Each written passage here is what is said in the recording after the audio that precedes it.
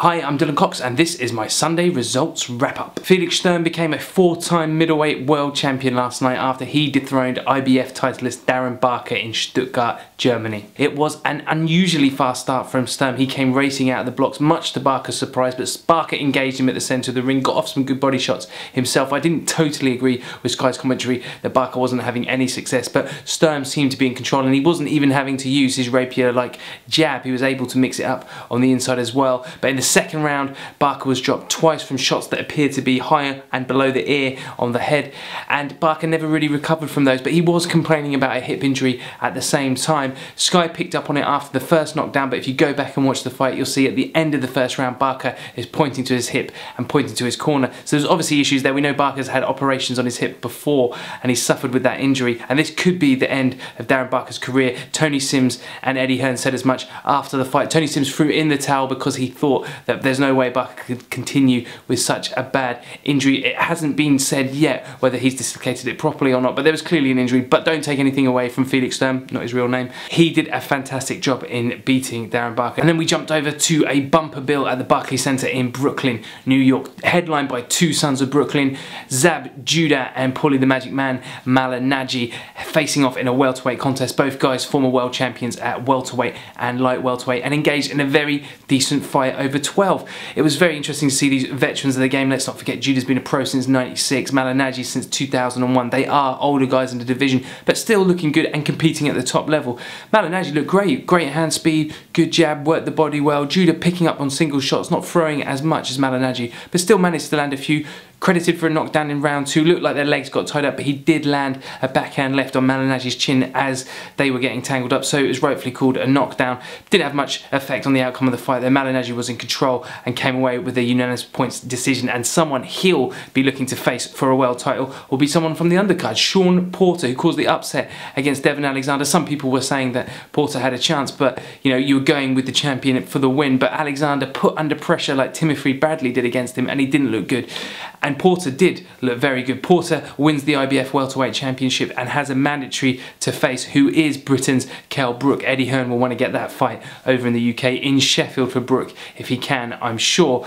But Porter has other options at welterweight too. It's a stacked division. I'm sure a lot of people now are looking at him as someone they'd like to fight for a version of the world title. Also on the bill, Cuban standout amateur Erislandy Lara dismantled Austin Trout over 12, causing a knockdown in the 11. Looked brilliant, showing his boxing skills.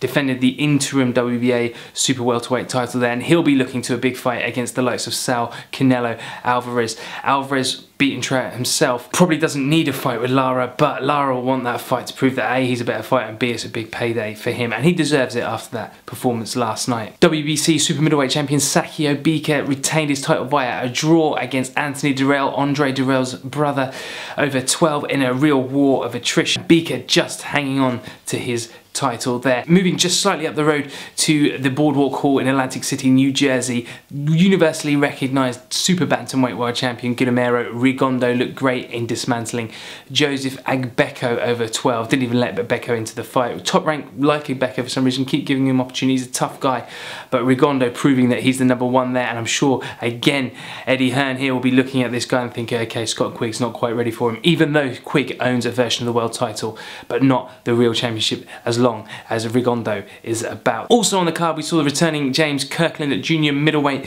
beating Glenn Tapia over 6. Big punching.